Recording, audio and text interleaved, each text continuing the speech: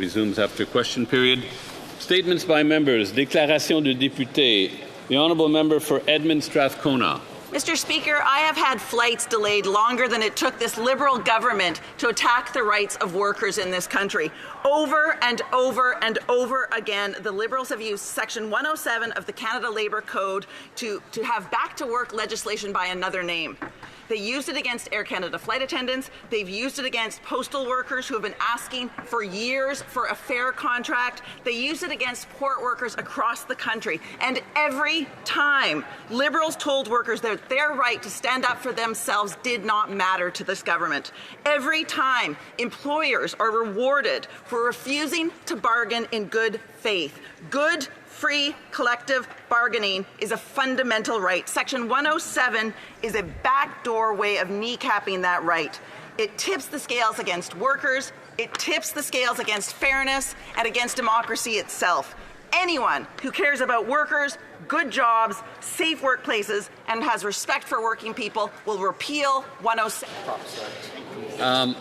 I can't. It is a bit of a distance from here, but I think I see a button. I've been told that the member has a button that may be considered a prop, so I would ask members to avoid that in future. The honourable member for Humber River, Black Creek. Thank you. Thank you very much, Mr. Speaker. On September the 23rd, the 42nd International Civil Aviation Organization, ICAO, assembly will convene in Montreal. Yet Taiwan, which manages the busy and strategically vital Taipei Flight Information Region, remains excluded. Taiwan's absence undermines global aviation safety and contradicts the spirit of the Chicago Convention. As tensions rise over the Taiwan Strait and concerns grow around China's use of the M503 flight path, Taiwan's participation is more critical than ever. Taiwan has a strong record in air traffic safety and deserves a voice at ICAO. Exclusion not only risks aviation coordination, but has broader geopolitical implications, including for global trade and Canada's economic interests in the Indo-Pacific. Excluding Taiwan from ICAO deliberations undermines our collective mission because aviation safety knows no borders. Let us stand for safety. The honourable member for Kamloops, Thompson Nicola. Mr. Speaker, I rise today to recognize exceptional philanthropy in Kamloops, Thompson Nicola. First, the Gur Singh Memorial Golf Tournament raises thousands for the Kamloops Brain Injury Association. This year, I joined Dr. Singh's wife and son, who, with all involved, so many volunteers, have given so much to the community. Next, I highlight the work of Zainab Oladipo of Afrofusion Kamloops for her cooking marathon, which broke a world record. All food prepared was donated to the community. Zainab shattered the previous record of 140 hours, 11 minutes, and 11 seconds. Congratulations, well done. Last, I am grateful for the work of Rotary Daybreak for putting on the annual Rib Fest since 2012. So many volunteers have made immeasurable contributions, like Danica Wilson, always helping out, or Bryce Herman, present since 2012, the first Rib Fest. Thank you for over a decade of service. L'honorable député d'Orléans. Mr. Speaker, it is an honor to rise today to pay tribute to a remarkable man and a dear friend our Orleans community has lost, Vaughn Patrick Martin. A proud Canadian, a devoted public servant, Vaughn served as Director of Protocol at Global Affairs Canada, a role he called the best job in government. He played a key role in organizing major international events, including G7, NATO, Commonwealth Summit, Trade Mission, and States Visit. Vaughn was also an active member of the Orléans Lions Club, always bringing his warm and good humor to community events. And all who knew Vaughn could count on him to share an incredible story. Having known him personally for over 10 years, he had a different story for every occasion, and they never ceased to amaze. Although Vaughn's journey has ended, his stories and adventures live on. My heartfelt condolences to his wife Audrey, his son Patrick, his beloved grandchildren, and to all of his family and friends. The honourable member for Barrie South, Innisfil. Great time to connect with the people we represent, and there was no better way to do that than the 8th annual community barbecue hosted by myself and my good friend MPP Minister Andrea Khanjin that took place on August 16th in Stroud. The event saw an incredible turnout, our biggest ever, with more than 1,500 people attending. And on behalf of Andrea and I want to thank our invaluable community partners who helped make this event the biggest one yet. Town of Innisfil, Sobeys in Alcona, Foodland Stroud, South Simcoe Police, Innisfil Fire Department, Cool FM, Rock 95, Canadian Musicians Cooperative, Georgian College, RVH Keep Life Wild Campaign, Dream Parties, Innisfil Backyard Bounce, Barry Tent and Awning, The Flag Store, Allegra Marketing, Syncor, and Dave Shaloot from Domino's Pizza. Finally, a barbecue this large would not be possible without an incredible team of our staff and volunteers. And I want to thank Al Gilchrist and the team that he put together. Over 75 people gave of their time on a Saturday in August to help bring our communities together, and did so knowing the importance of connecting people. L'honorable député de Terrebonne. Monsieur le Président, c'est avec un grand plaisir que je souligne le I'm on floor 50e video. anniversaire de la We want translation.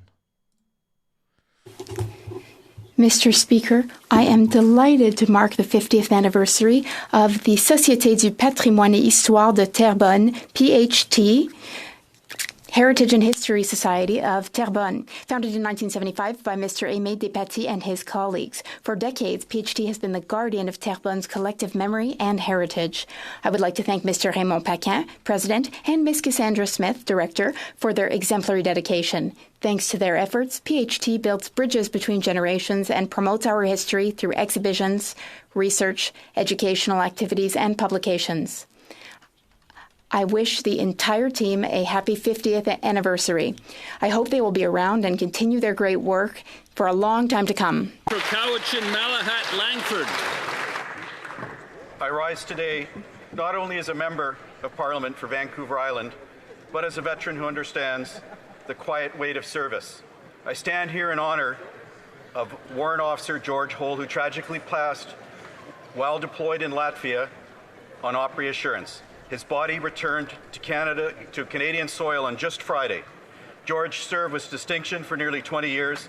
His commitment to duty touched not only the Canadian Armed Forces, but all Canadians who value quiet courage. This summer, I visited CFB Edmonton, where George served. I witnessed the honor and excellence our soldiers carry. George embodied that spirit. To his wife, Michelle, his comrades, and the defense community, we stand with you, we mourn with you, and we honor him. Let us remember Warrant Officer Hull, not only for his service, but for the values he lived: duty, honor, and sacrifice. Fair winds, Warrant Officer Hull.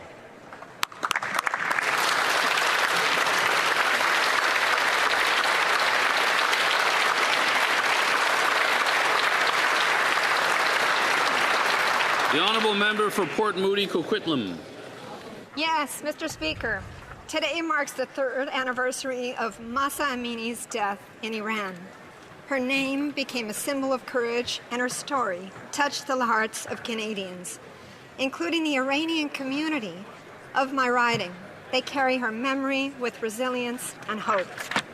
Last year, Port Moody's Art Shuffle featured Coquitlam artist Galriz Resmani and her Women Life Freedom series, Zen Zendegi Azadi.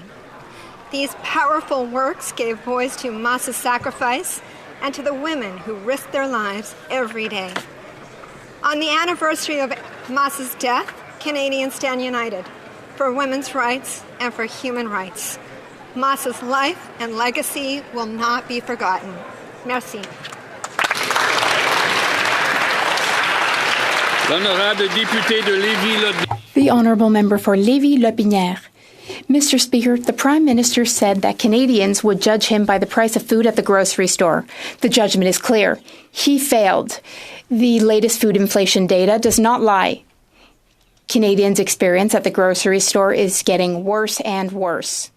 Food prices have risen by 3.5%, which is 70% above the inflation target.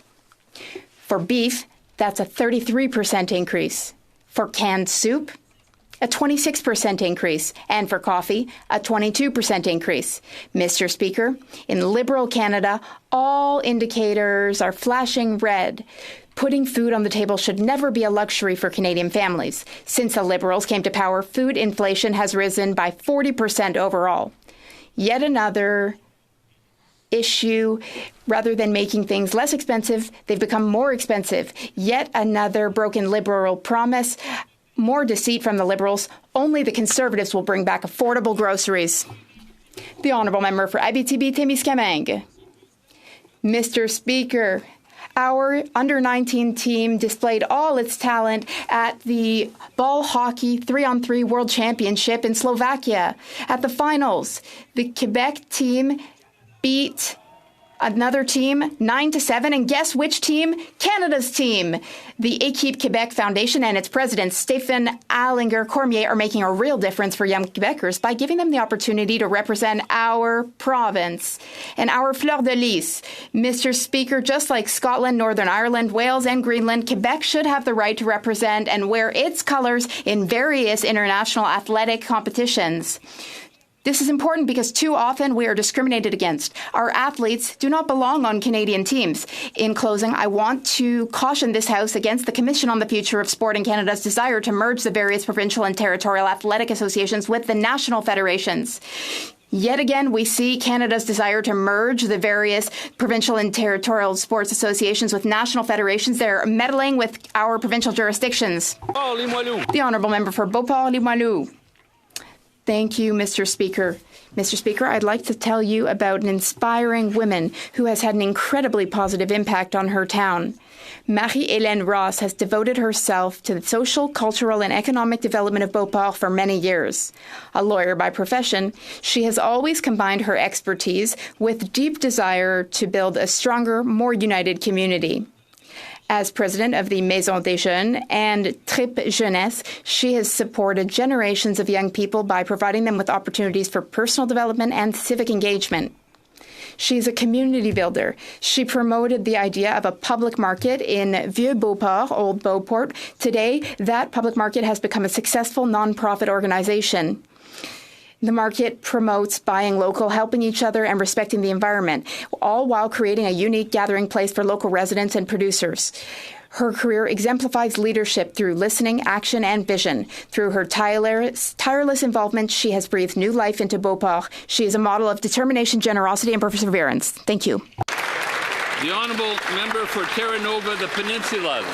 Mr. Speaker, this Liberal government promised nation-building projects, including building the Green Energy Corridor. They have all the tools required, yet nothing was built in the past 6 months, and the only projects announced are the ones already underway. Mr. Speaker, the people of Canada, Newfoundland and Labrador want to see action from this Liberal government, that an energy corridor will connect Labrador to the rest of the country without other provinces taking the icing and the cake and leaving my province with the crumbs. The government won't repeal C-69, C-48, the production caps, or the industrial carbon tax, and they won't even commit to their own promise of building an energy corridor from sea to sea. It's time for this Liberal government to get out of its own way, stop breaking their promises, use the tools they have, because it's time to get to work. The Honourable Member for Spadina Harbourfront. Mr. Speaker, every September the streets of downtown Toronto and my riding of Spadina Harbourfront come alive with the magic of cinema. The Toronto International Film Festival is the world's largest public film festival, showcasing over 300 films and drawing hundreds of thousands of visitors from Canada and around the globe. This year, TIFF celebrated its 50th anniversary. I was honoured to attend the premiere of John Candy, I Like Me, a moving tribute to one of Canada's most beloved comedians. I'm proud that our Liberal government is supercharging TIFF's global impact with an historic $23 million federal investment in its new content market, an industry initiative where international film, series, and innovation series sectors converge. This industry is a proven economic engine, contributing over $60 billion to GDP and employing more than 600,000 Canadians. By investing in arts and culture, we safeguard our values, foster national unity, and help strengthen a key pillar to Canada's economy. Happy 50th anniversary, TIFF. Here's to the next 50 years of storytelling. The Honourable Member for Calgary-Crowfoot.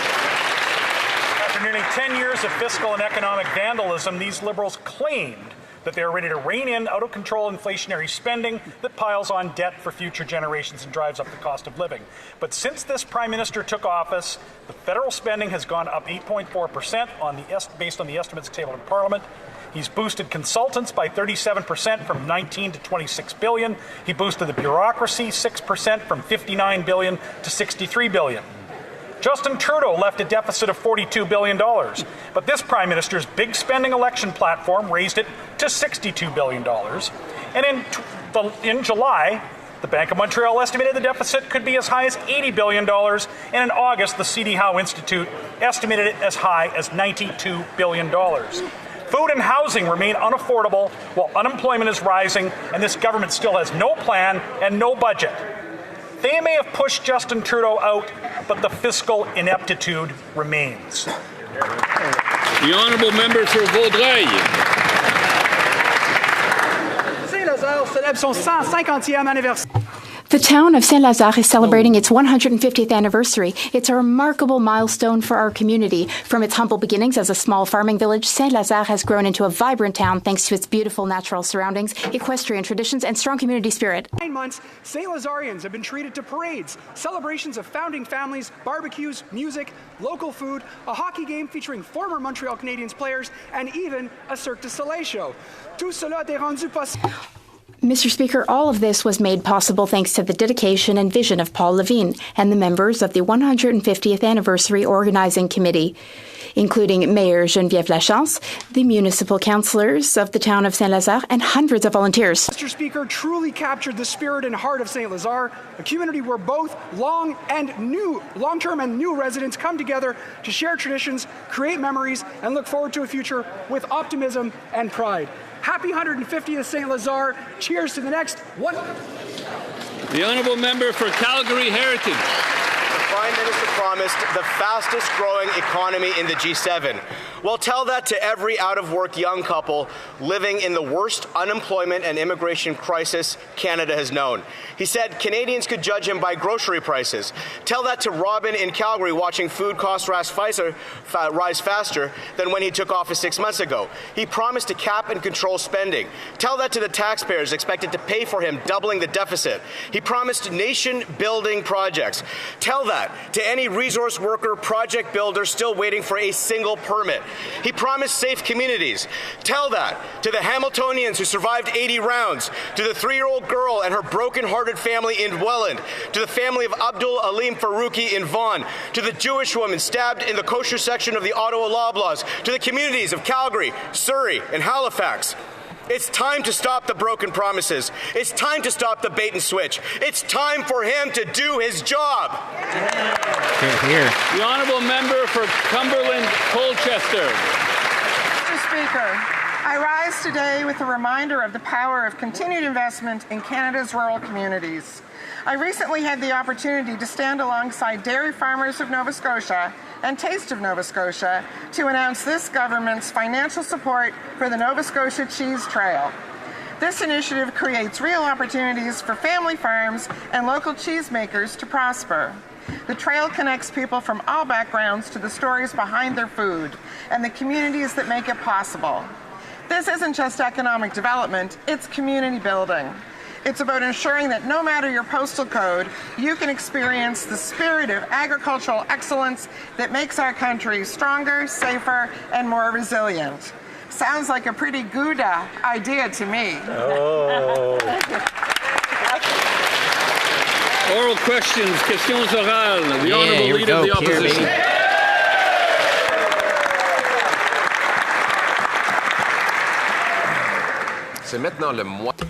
Now we're halfway through the fiscal year, and the Prime Minister hasn't even presented a budget, despite the fact that he managed to double the deficit. It's now twice as high as that of Trudeau. What an accomplishment. And now we have inflation at a rate that is 50 times higher. And for food, it's up 70%. There are more people relying on food banks now. The Prime Minister said that we could judge him by grocery prices. So, what's the verdict? The Honourable Minister of Finance. Mr. Speaker, Canadians made a choice at the last election. They chose a government that will focus on the economy and on change, Mr. Speaker. That's exactly what we're doing. What we said is that we will be rigorous in our spending, to be ambitious in our investment, Mr. Speaker, because Canadians understand that if we want to build a strong economy in the 21st century, we have to invest. We're here for Canadians. We're going to build the most resilient economy in the G7 and for the future, and we're going to build a Canada that all Canadians can be proud of. Canadians, well, many of them can't even eat. The Prime Minister promised to spend less, but the deficit is twice as high. He promised that grocery prices would go down, but they're up 70% higher than what the Bank of Canada had said. There's more poverty now. Does the Prime Minister recognize that his empty promises have led to empty stomachs? The Honourable Minister of Finance. Mr. Speaker, on this side of the House, we obviously recognize the situation of many Canadians, and that is why during the last election, Canadians chose a Liberal government, a government that stands up for them. And the first measure that we implemented was to reduce taxes for 22 million Canadians, exactly to help families across our country. And we can be proud of this, and that's something that's the Conservatives should celebrate. And this exactly this type of measures we're going to take. We're going to help the middle class and families and build a Canada that all Canadians can be proud of. Opposition.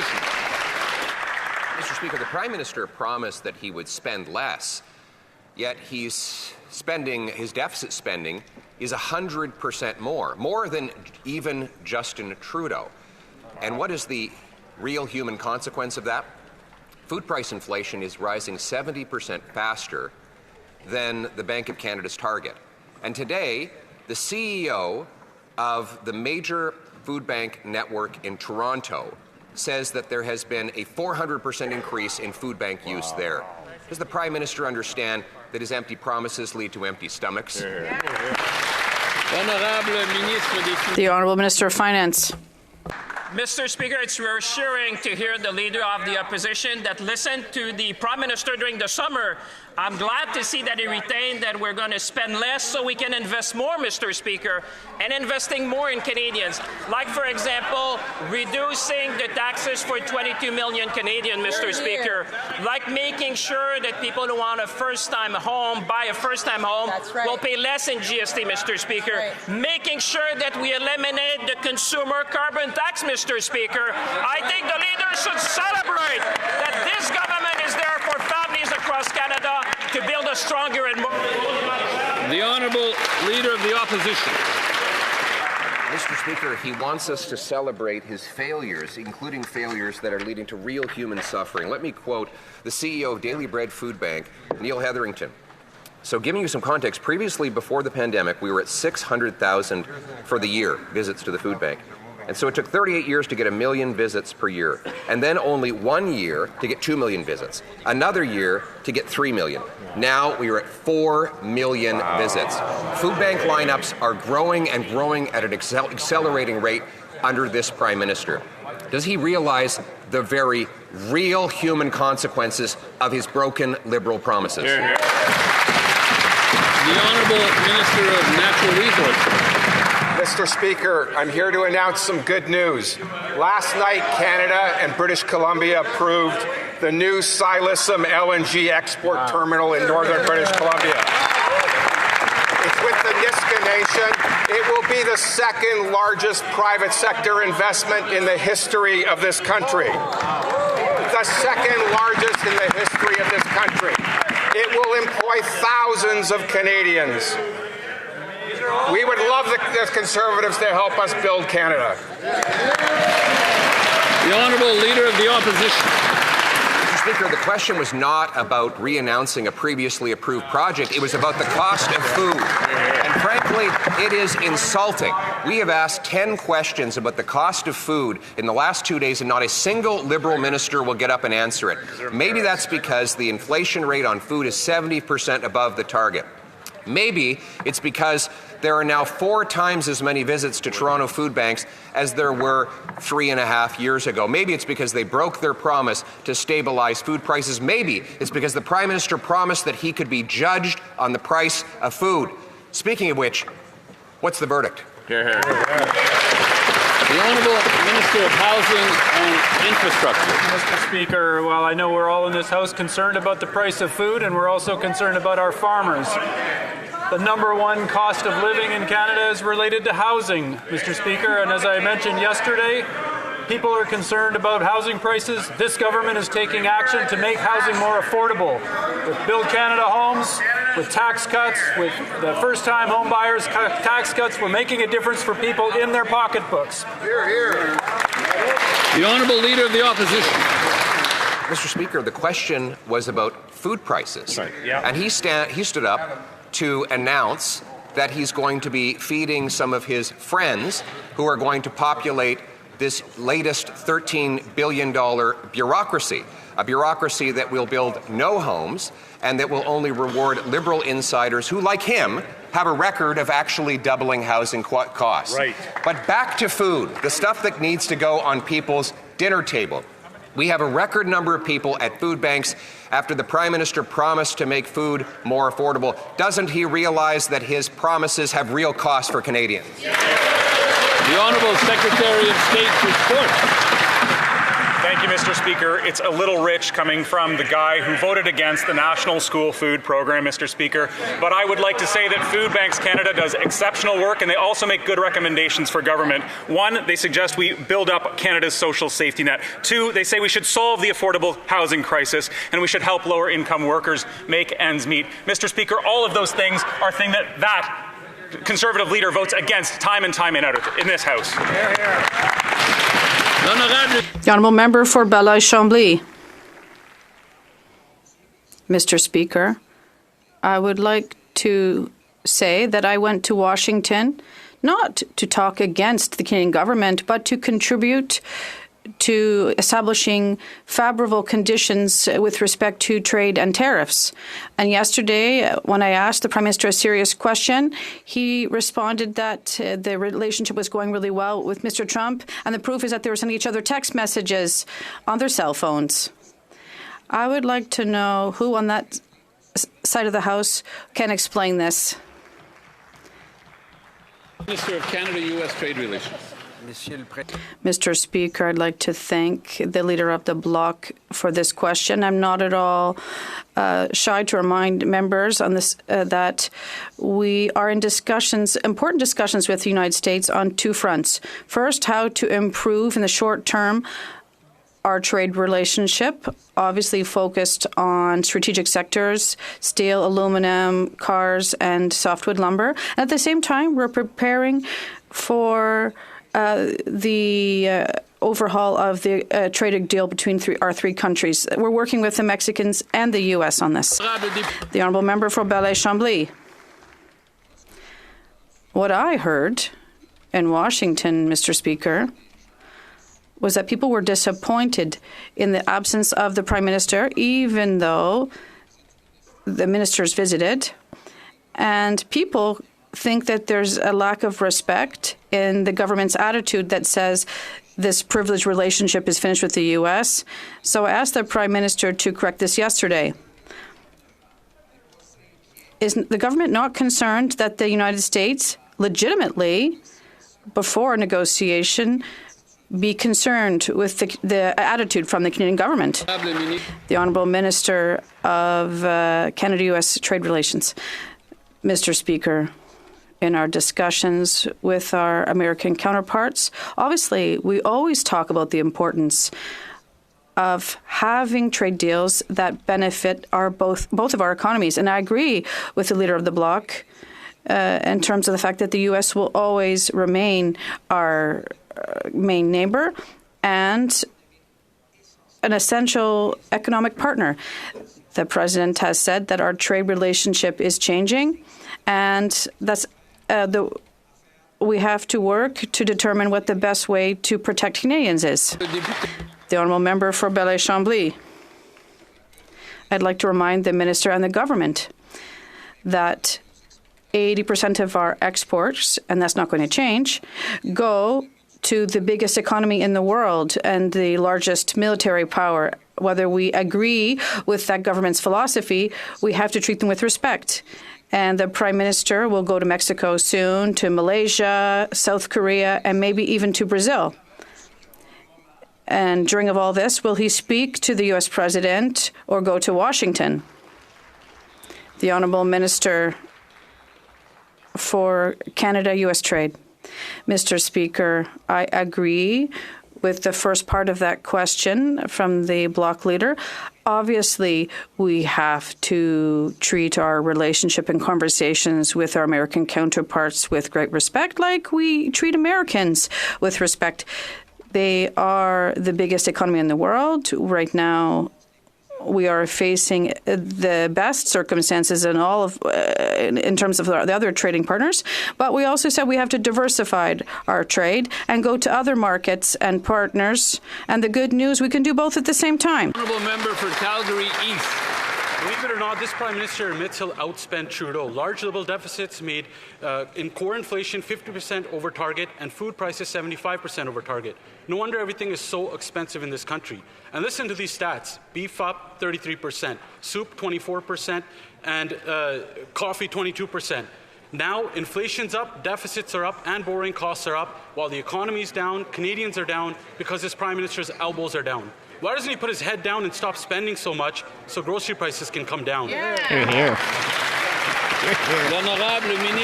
The Honourable Minister of Finance. Mr. Speaker, we understand the situation of many families in this country, and that's why this Prime Minister has been key in acting to make sure to make life more affordable for Canadians. But the real question that people are asking at home today, Mr. Speaker, many are looking, why would the Conservative voted against childcare, Mr. Speaker? Right. Why did the Conservative voted against pharmacare, Mr. Speaker? Why would the Conservative voted against the dental care program, Mr. Speaker? Why would the Conservatives stand up in this House asking these questions when they voted against helping Canadians? On this side of the House, we'll always be on the side of Canadians. The honourable member for Calgary East. About a $90 tax cut. That's not even enough to get a bunch of bananas in the week, but Liberal policies are bananas. It's always about promises that they might do something. It's fantasy finance and pretend promises. At this rate, the next budget might as well come out with a box of crayons and a colouring book. This Prime Minister said, judge them by the price of groceries. Grocery prices are up. He said he would deliver the fastest growing economy in the G7. We have the fastest shrinking economy in the G7 and the second highest unemployment rate. Since this Prime Minister doesn't do his own groceries and he admits that, will he at least commit to not making Canadian groceries more expensive? Yeah. The Honourable Minister of Jobs and Families. Mr. Speaker, every time the Conservatives have a chance to help make it easier for families, they vote against these measures.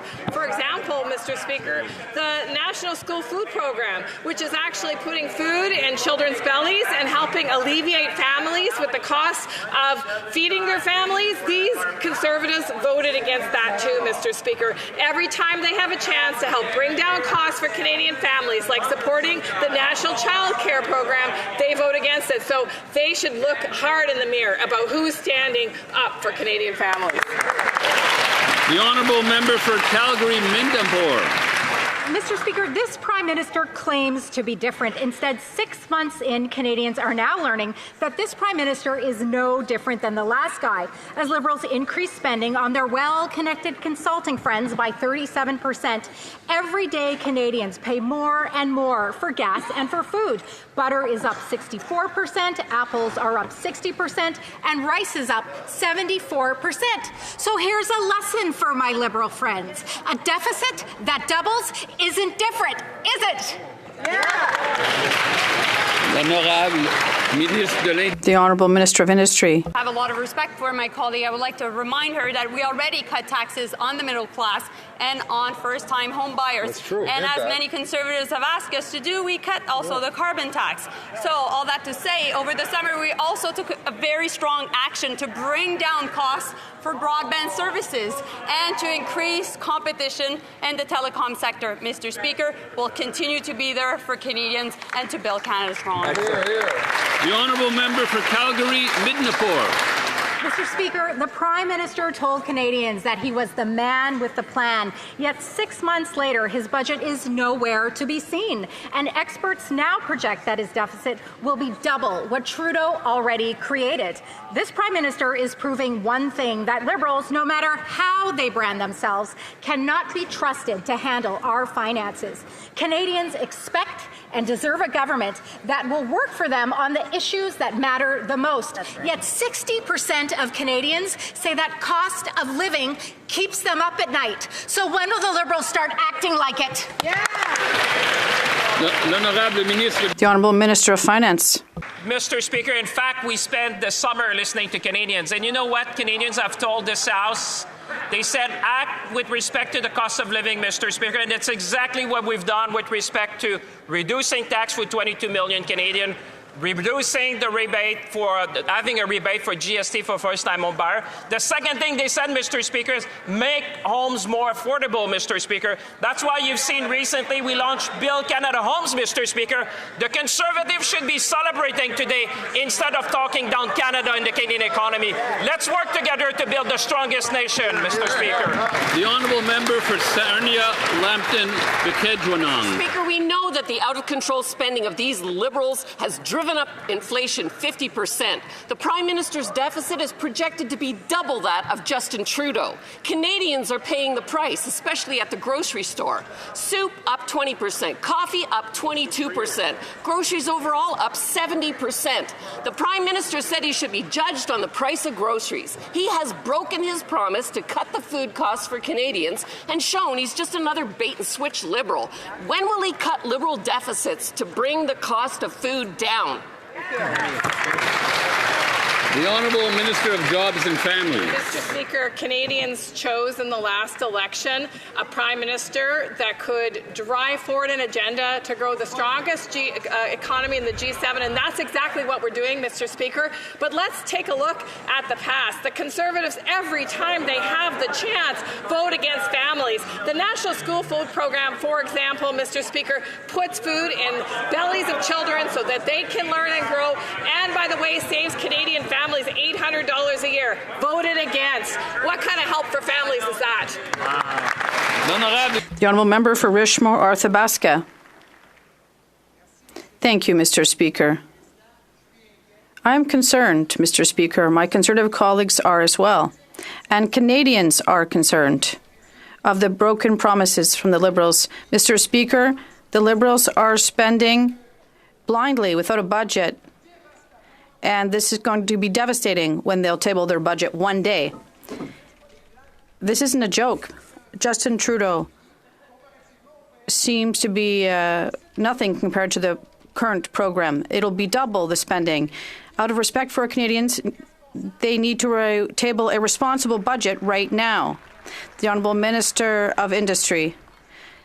I would like to remind my colleague and reassure him that we did reduce taxes for the middle class. Second, we reduced taxes for first-time home buyers. And we got rid of the price on carbon. Also, what we did this summer, we cut internet prices for Quebecers and Canadians. And we increased competition in the telecom sector. So they should be supporting the government in its agenda to cut costs for Canadians. The Honourable Member for Richmond, Arthabaska. Mr. Speaker, the Minister has announced spending without having a budget. After these broken promises to deceive Canadians, they'll be the one paying the prices. Inflation is up. Grocery prices are up, 70% above the inflation target. And I would ask the Prime Minister to go do his groceries, to buy fruits and vegetables and meat. And we'll see how he responds to Canadians. He's doubled the deficit, and unemployment is up. Prices will continue to rise. And does this sound like everything's A-OK? The Honourable Minister of Industry. Obviously, according to what I said earlier, our objective is to keep costs down for Canadians, and we are taking action, and my colleagues should note this. At the same time, the government is also doing everything to create jobs, because right now, while there are tariffs on some sectors, we have created a very important strategic initiative, $5 million in his riding. There are companies that are going to be affected. I'd be happy to work with him as the Minister in charge of Economic Development for Quebec to find solutions. The Honourable Member for Rivière-du-Nord. Mr. Speaker, in January, the Liberals appointed Robert Leckie as a judge to the Superior Court of Quebec. However, Mr. Leckie only had 7 years of experience at the Quebec bar versus the 10 years that are required. He did not meet the legal criteria, but he did meet the Liberal criteria because, in addition to being a Liberal donor, Justice Leckie is a fervent activist against Bills 21 and 96. He is an opponent of secularism and the Charter of the French languages and Quebec identity. Will the Minister of Justice finally revoke this partisan appointment? The Honourable Minister of Justice. Thank you, Mr. Speaker. This judge was appointed to the Superior Court of Quebec. The process for appointment is very rigorous and amongst the best in the world, and we intend to keep it. It is one of the cornerstones of our democracy, and it's essential to our rule of law. This is one of the very principles that we'll always defend. Thank you. The Honourable Member for Rivière-du-Nord. In the midst of the challenge to Bill 96, Mr. Leckie took the microphone at demonstrations to oppose it. In the midst of the challenge to Bill 21, Mr. Leckie argued that the court should prevent the provinces from using the notwithstanding clause, which is in the Constitution. And this enemy of Quebec's laws was appointed judge in Quebec by the Liberals. We call this packing the room, except in this case, the room is the courtroom, and it's the public's confidence in the entire justice system that is compromised by these partisan appointments. How come the minister has not yet cancelled this appointment? The Honourable Minister of Justice. It's very important that we come to understand the process by which we nominate judges is benefits from the independent advice of those who are expert in assessing the quality of those that are elevated to the bench. It is extremely important that we maintain the independence of the judiciary if we're going to count on our democracy to serve future generations of Canadians. To characterize those who've been appointed as enemies of the state is dangerous, and I would encourage my colleagues on all sides of the House to advocate for an independent judiciary to defend our democracy for years to come. The Honourable Member for Newt-Tecumseh-Gwillimbury. The Prime Minister said Canadians should judge him by the cost at the grocery store. Well, they have, and his record is aged like an expired yogurt on a hot day in July. Food prices are up another 3.5% because his out-of-control spending keeps driving up inflation. This spending doesn't just show up on the government books. It shows up on the grocery bill of every Canadian family. Will the Liberals admit that the doubling of the deficit will only make food inflation worse? The Honourable Minister of Jobs and Families. Mr. Speaker, it's important that Canadians can rely on the services that the federal government has put into place to make life more affordable, Mr. Speaker. Things like a national dental care program, Mr. Speaker. I have heard from so many people in my riding about how programs that the federal government have put into place to make life more affordable are changing their lives, Mr. Speaker. These are the kinds of things Conservatives would cut if they'd had a chance, and we won't stand for that. The Honourable Member for Newt-Tecumseh-Gwillimbury. If Liberal excuses could fill a shopping cart, no one in this country would go hungry. But families can't eat the word salad these ministers keep dishing out. Today, 25% of households can't afford food. Many are having to skip meals for days. This hardship is the direct result of this Liberal government's reckless spending. Every dollar the Liberals add to the deficit feeds inflation, but it doesn't feed hungry families. Will the Prime Minister finally admit his broken promises and reckless spending are hurting Canadians? The Honourable Minister of Jobs and Families. Well, Mr. Speaker, Canadians clearly understand the difference between investment and cuts. That's why they chose us in the last election, because they know that we're going to create these jobs that are going to ensure that they and their children have the bright futures that all Canadians deserve. Mr. Speaker, the Canada Child Benefit delivers over $7,700 per child into Canadians' bank accounts every year. Mr. Speaker, this is a game changer for families, and Canadians knew that these kinds of things were at risk with Conservatives that cut. The Honourable Member for Long Range Mountains. Mr. Speaker, the Prime Minister said Canadians would judge him by the cost at the grocery store. Well, Canadians are indeed judging, and 25% of Canadian households are struggling to afford food, and food bank use since the pandemic is up from 600,000 to 4 million at Canada's largest food bank in Toronto. Another Liberal broken promise. Does the Prime Minister understand that the country is facing a cost of living crisis? And will he admit that doubling his deficit will pour gas on the fire of food inflation? The Honourable Minister of Jobs and Families. Mr. Speaker, just a short while ago, Canadians had a choice. They could choose in Conservatives that were promising to cut their way to growth, something that Canadians know is impossible, and instead they chose a Prime Minister who would invest in them, invest in their families, invest in the growth that Canada and Canadians deserve. That was the result of this election. The Conservatives know that they have stood against families every time they had a chance to support them. The Honourable Member for Long Range Mountains. Mr. Speaker, despite the attempt to distract from the real issue, the reality is everywhere I go in my riding, I hear the same concern. People are stretched thin. Families are struggling to put food on the table. This is a national crisis. A new report from Food Banks Canada gives this Liberal government a failing grade on food insecurity.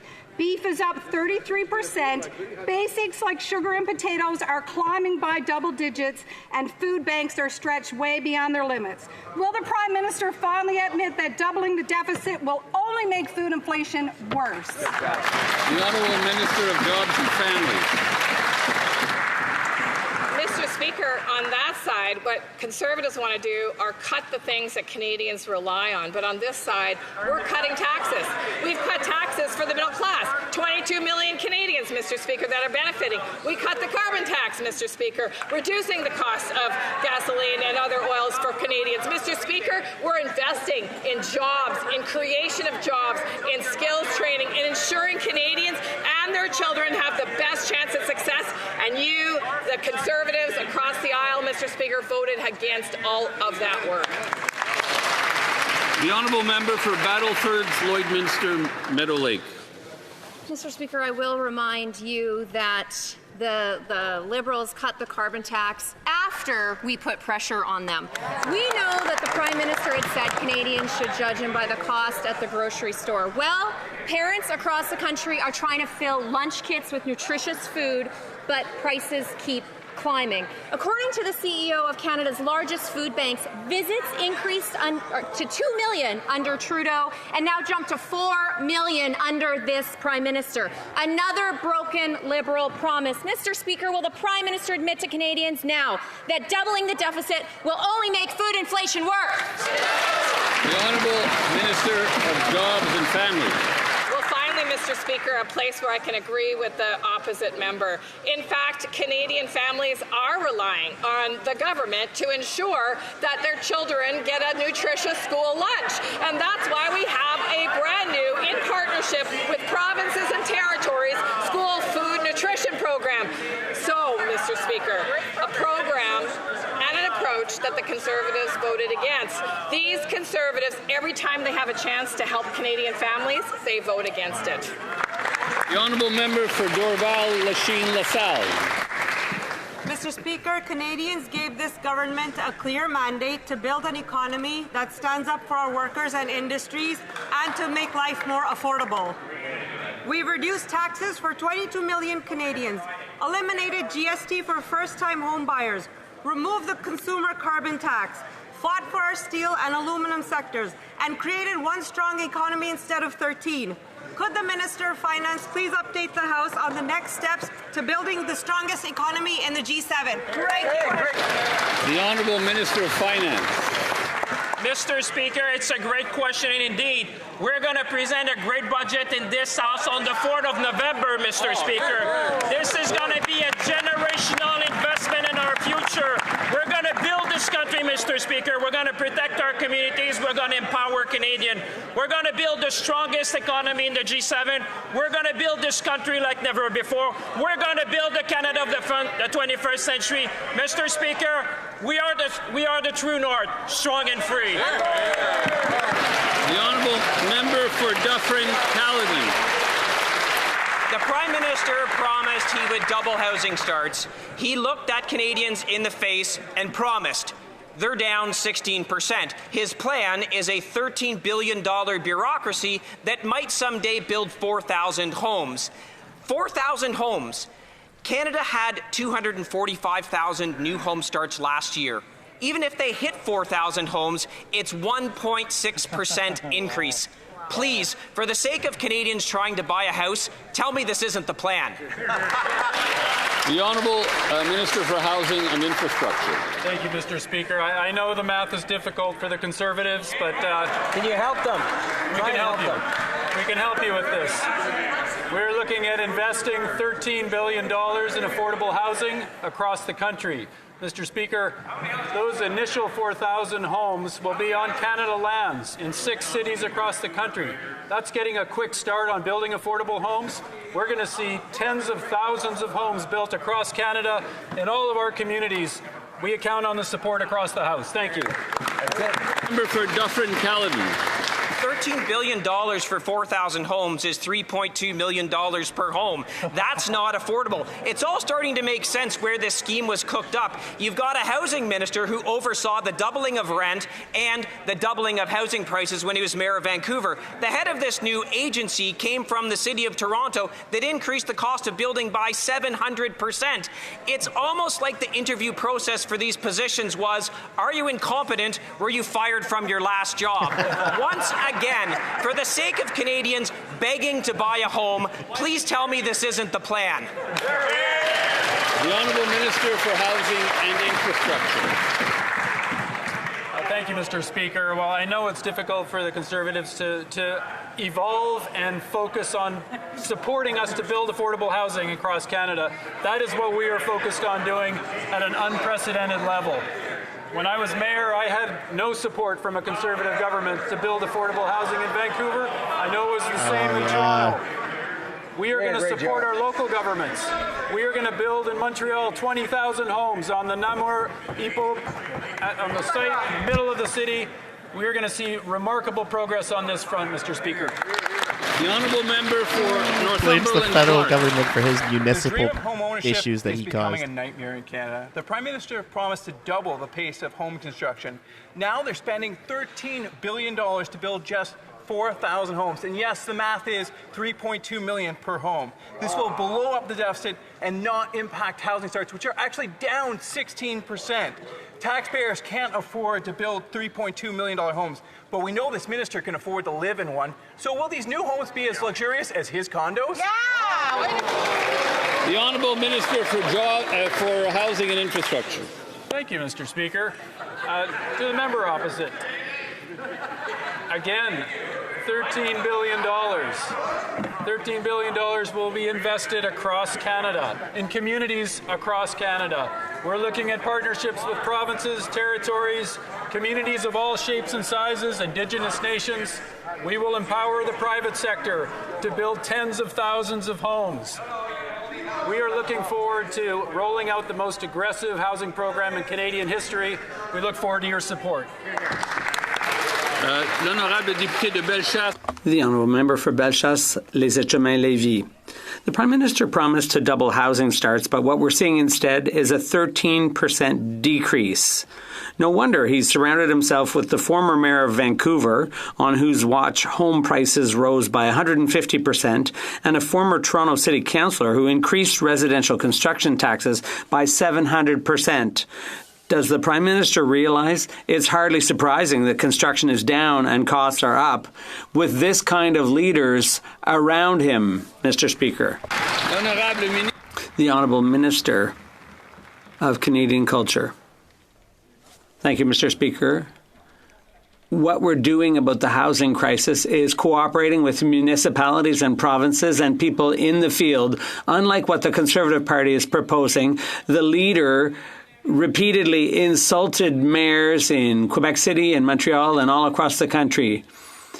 The Minister for Housing and Infrastructure has announced 20,000 new units just recently, and we're talking about affordable and community housing. That's how we're going to get through this crisis, not by doing what the Conservatives propose. The Honourable Member for Bellechasse-Les Etchemins-Lévis. Mr. Speaker, the Prime Minister has added to the problem with a new Crown Corporation that will further hamper housing construction. He's giving them $13 billion to build 4,000 homes. That's $3.2 million per home. It seems to me it was worth the effort to crunch those numbers. Eh? This can't happen, Mr. Speaker. This is the same spendthrift government mired in bureaucracy and tied up in its own red tape. Why doesn't the Prime Minister change the formula that has been failing for 10 years? The Honourable Minister of Identity and Canadian Culture. Mr. Speaker, unlike what the members opposite are saying, we are working cooperatively, and in order to get these projects across the line, you have to work together. The Conservative recipe doesn't work. It doesn't work. That's not how you build housing. And you can't just leave it all up to the private sector, especially when it comes to affordable and social housing. This federal government is working in partnership with the provinces and municipalities and community groups to help the entire population have access to decent housing. The question is to the Immigration Minister. There are a staggering 300,000 people in Canada with pending asylum claims. Many of these will be bogus. And new data we obtained today shows the profound cost of this failure. Since 2016, the Liberals have increased the cost of the interim federal health program, which includes support for benefits for people who have likely made bogus claims, by nearly 1,200%. This includes massive spending on benefits Canadians aren't eligible for. Can the minister explain why? Honourable Minister of Citizenship and Immigration. Mr. Speaker, thank you for the question. We just ran a campaign on restoring sustainability to our immigration system to ease pressure on housing and social services, something the Conservatives also voted for.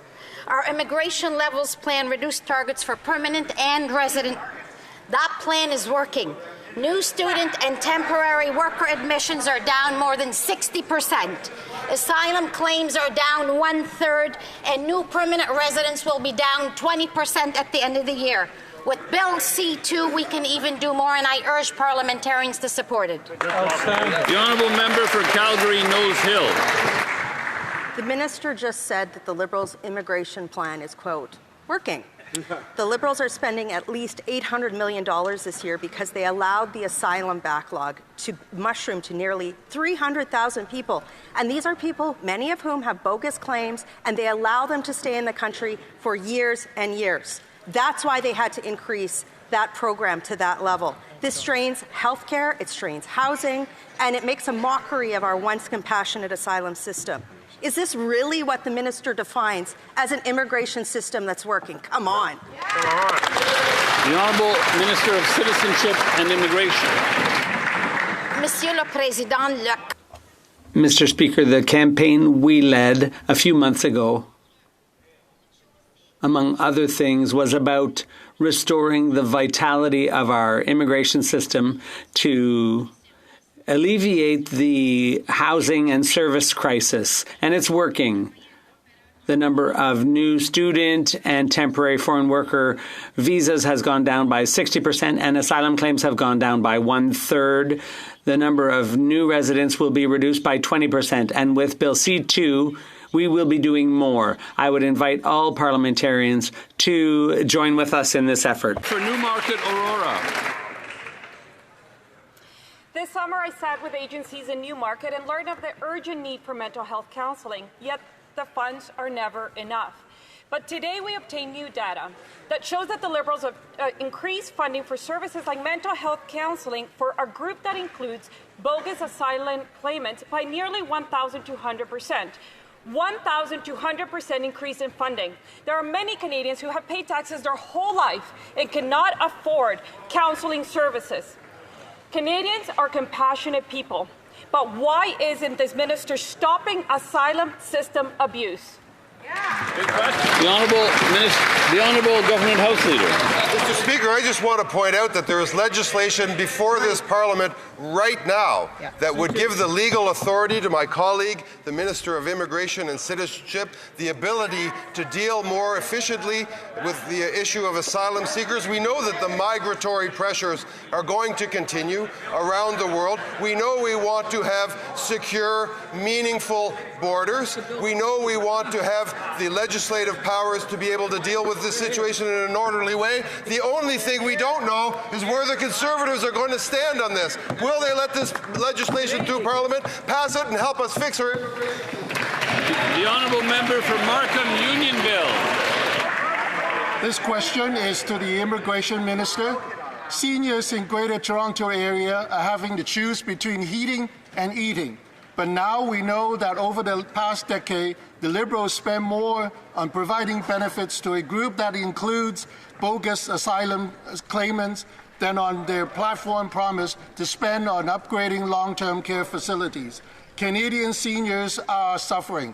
So why did the Liberals allow Canada's once compassionate asylum system to be abused into a system that fails everyone? The Honourable Secretary of State for Seniors.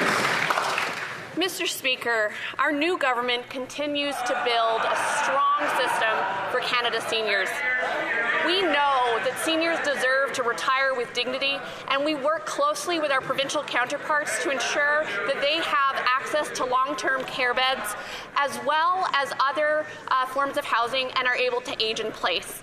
We are working really closely with the Minister of Housing to ensure that seniors are housed, but also we are ensuring that they retire with dignity with access to old age security, which we increased by 10% in July of 2022.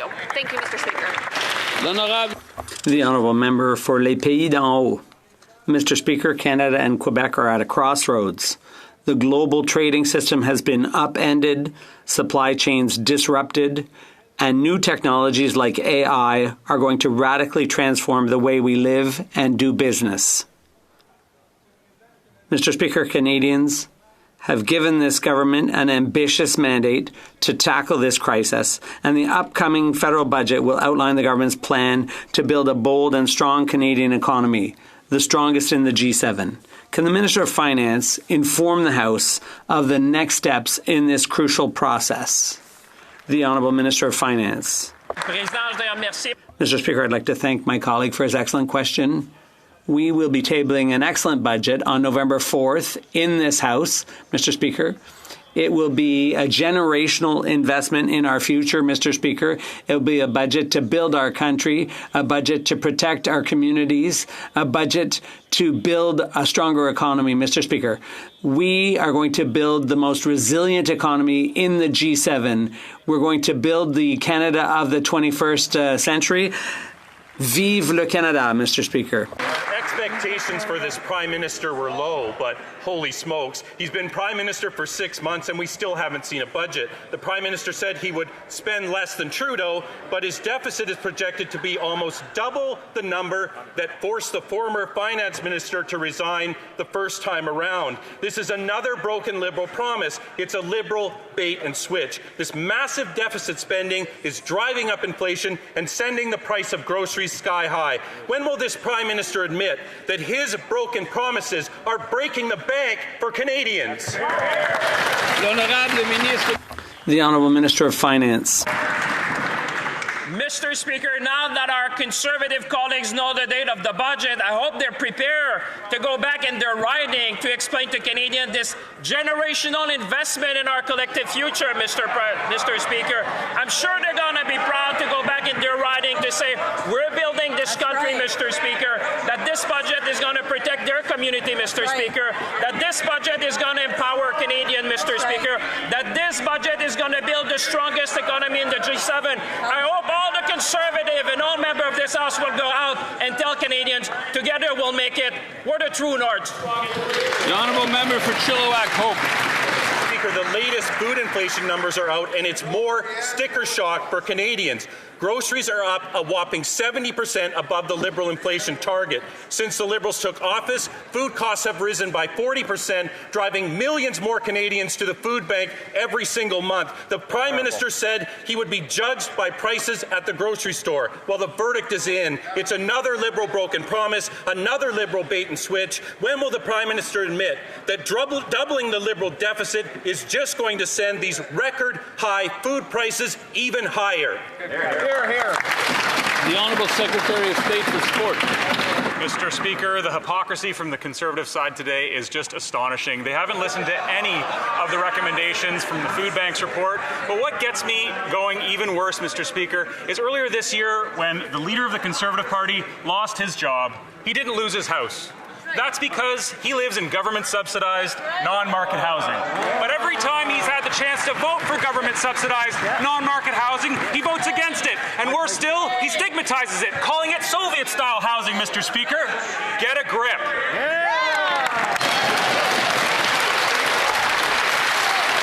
The Honourable Member for Airdrie Cochrane. Speaker, that Prime Minister is just another bait-and-switch Liberal. He's broken promise. All of the conciliatory. I couldn't hear the member.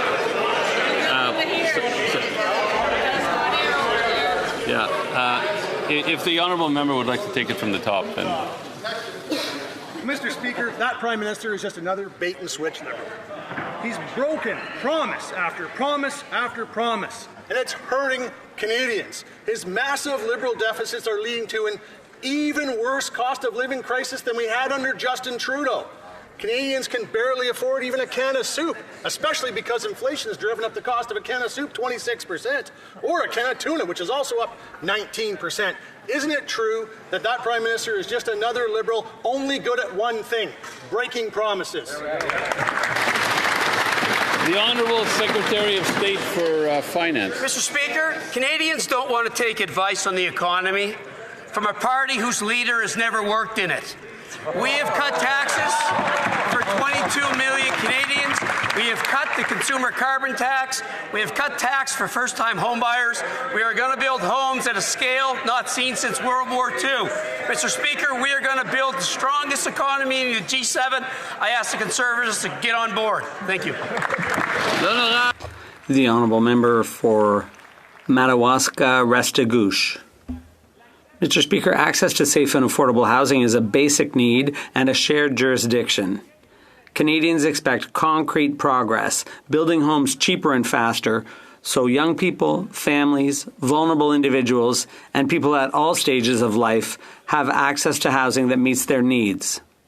Can the Minister of Housing and Infrastructure inform the House about the government's recently announced plan to improve housing affordability and access across the country? Thank you, Mr. Speaker. The Honourable Minister of Housing and Infrastructure. Mr. Speaker, I'd like to thank the Honourable Member for Madawaska-Restigouche for his question. Our government recently launched Build Canada Homes, a new agency dedicated to tackling the housing crisis. This new agency will focus on building affordable housing on a large scale and quickly all across the country. And this is just the beginning. The Honourable Member for Côte du Sud, Rivière-du-Loup, Karaskomik, Témiscouata. Mr. Speaker, the Prime Minister still hasn't tabled a budget, and the forecast deficit is double what the Liberals themselves had announced. Meanwhile, inflation is 50% above target, and this inflation is being paid for by Canadian families every week at the grocery store. Canadians are getting deeper into debt just to feed themselves. Well, when will the Prime Minister stop raising deficits and impoverishing Canadian families? The Honourable Minister of Finance. Mr. Speaker, as I said earlier, the government will be tabling its budget on November 4th. But, Mr. Speaker, that's where we'll see the true colours of the Conservatives. Will they support a plan, a generational investment in the Canadian economy? Will they support Canadian families? Will they be there to support the Canadian economy? Will they be there to support Canadian workers, Mr. Speaker? The last time we tabled the steps to help Canadian families, they voted against it. And we'll find out where they stand when the next budget is tabled, because we expect everyone to support it to build a strong country. The Honourable Member for Rosemont-la-Petite-Patrie. On August 17th, Air Canada flight attendants went on strike to demand payment for what they do, the work they do before flights. That same day, just a few hours later, the Minister of Employment invoked Section 107 of the Labour Code to put an end to pressure tactics. This was a major assault on workers' rights and on free bargaining. It was a gift to the company, who admitted they were just waiting for the government to intervene. And the Liberals have used this weapon 8 times over the past 2 years. Will the Liberals support workers and scrap Section 107? The Honourable Minister of Jobs and Families. Mr. Speaker, we seek a balance between Labour and owners. Both parties, unions and employers, to find balance, to make sure that we uphold the collective rights for labour action, but that we also maintain industrial peace. Canadians expect us to get this balance right, and that's exactly what we've done. The Honourable Member for Saanich, Gulf Islands. Thank you, Mr. Speaker. It seems that elbows up has been replaced with checkbooks out. The Canadian Nuclear Laboratories Partnership is primarily U.S. corporations, private sector, and involved with the nuclear weapons industry. They have now done a deal with our old friend at SNC-Lavalin, called Atkins Realis now, that operate the Canadian Nuclear Laboratories. Canada is giving them the biggest federal contract we've ever issued, $24 billion. The deal's being reviewed by the Competition Bureau. When will it go to national security for a review, or do we just write checks to Trump now? The Honourable Minister of Natural Resources. Mr. Speaker, Canada's nuclear expertise is a significant part of what we will enable to become an energy superpower. The process to select the new contractor to manage Canadian Nuclear Laboratories was done independently of the government by AECL. More than 95% of the funding will be spent in Canada, employing Canadians at Canadian facilities. All of the senior management will be based in Canada. Wow. We have looked after this, Mr. Speaker.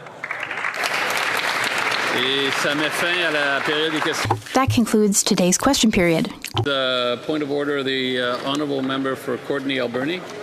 Mr. Speaker, you know, I know you've talked about decorum in this place, and the member from Chilliwack Hope, I may not agree with his policies, but he asked a straight question to the government.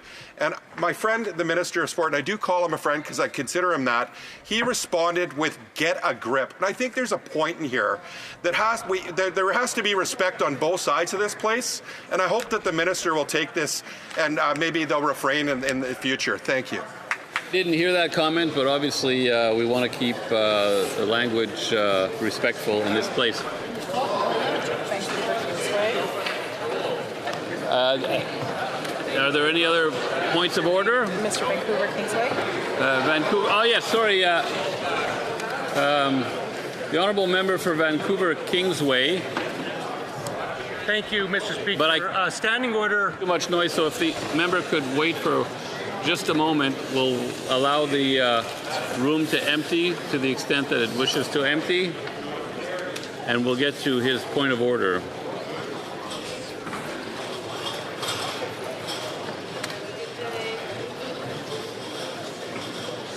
Looks like we have some quiet. The honourable member for Vancouver Kingsway. Thank you, Mr. Speaker. Standing Order 158 speaks to the conduct of visitors to our galleries. I received a notice during question period that Air Canada flight attendants who were in the gallery, they were wearing their red T-shirts that said "Unpaid work doesn't fly." They advised that they sent a picture of their shirt to the Sergeant at Arms or whoever controls admission to the gallery and received explicit permission to be in the gallery with those shirts. 20 minutes into question period, they were asked to leave, and they were advised that some member on the government side expressed that they were uncomfortable with that T-shirt. And I'm just wondering if you could rule on that and ask if members of the government are allowed to kick out Canadians who are watching the People's Business in their House of Commons because they're wearing T-shirts that have been approved for wearing by the House of Commons. I was not aware of the backstory here, but I will look into it. And get back to the House. The honourable member for Cloverdale, Langley City. Mr. Speaker, I'm here to speak on the question of privilege that was raised yesterday by my colleague Frank Caputo, Shadow Minister for Public Safety. For my colleague, the Minister of Public Safety. It's my responsibility to ensure the well-being of Canadians, including those behind prison walls. So why was I stymied from entering the Fraser Valley Women's Prison freely this past summer? What are they hiding behind those walls? As their representative of Parliament, it's my duty, not a courtesy, not a request, but a duty to verify firsthand that incarcerated women, many of whom are dealing with mental illness, abuse, and trauma, are being treated humanely and with dignity. Parliament gives me this responsibility because oversight matters. It's one of the few safeguards we have to ensure the state doesn't abuse its power behind locked doors. When I'm blocked from fulfilling my role, it's not just an inconvenience, it's an abuse of power. It strips vulnerable women of their voice and strips the public of their right to know what's being done in their name with their tax dollars under the banner of justice. Denying elected officials access to see how inmates are treated without the filter of management is a serious breach of trust. If I can be shut out, then so can accountability. And when transparency dies, abuse thrives. I rise today to bring to the attention of this House this very serious breach of privilege by Corrections Canada.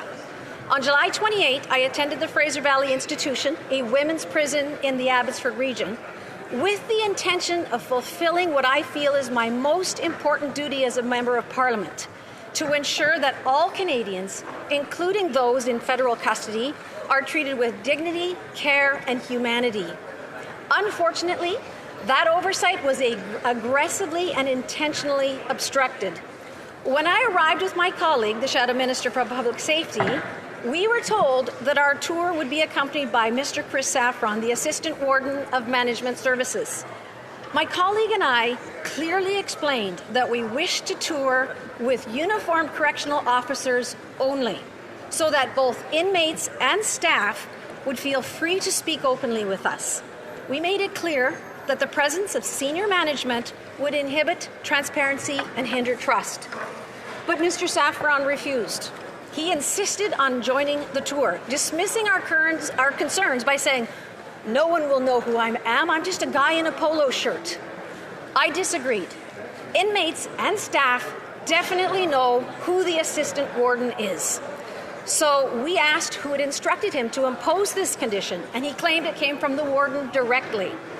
We then asked to speak with the warden ourselves, but were told that she was unavailable. Surprise. We asked for a phone call. We were refused. We asked if our safety was at risk. He said no. We asked again if we could proceed with the uniformed officers already present. Again, he said no. And all the while, his tone was aggressive. His posture was intimidating, and his behavior was wholly inappropriate. Mr. Speaker, the correctional officers who accompanied us appeared shocked, and I don't blame them, because what occurred that day was an intentional act to prevent members of Parliament from doing their job. The message from Mr. Saffron, and by extension his superiors, was chillingly clear. You are not welcome to conduct oversight here. I left that day with deep concern, not only for the staff and inmates who may be subjected to this kind of culture of intimidation, but also for the integrity of our role as parliamentarians. When management closes ranks and bars elected officials from seeing behind those doors, the natural question is, what are they trying to hide? Mr. Speaker, as a woman, I was particularly taken aback by the condescension and lack of respect shown to me throughout this encounter. But more than that, I was outraged on behalf of the women inside that facility. Women who may not have anyone else to speak for them and who are now being denied even that. So in summary, the assistant warden of Fraser Valley Institution, under direct instruction from the warden, obstructed and interfered with my ability to carry out my duty as a parliamentarian. That, Mr. Speaker, amounts to a breach of the established privilege to be free from obstruction, interference, and intimidation. My colleague, who explained yesterday how this behavior interfered with his parliamentary work in the House and in committee this autumn, has already proposed a motion to refer this to the Committee of Procedure and House Affairs. I add my voice to that call. Our duty as members of Parliament was clear. We do not turn a blind eye. We don't look the other way. We show up and we insist on accountability, even behind prison walls. Thank you. I thank the honourable member for her intervention. Obviously, her input will be taken into consideration, along with that from the member for Kamloops. Okay, so we're going to call it there. That was it for question period. There is a committee on after public accounts, but I don't think it's going to be interesting. It's just committee business.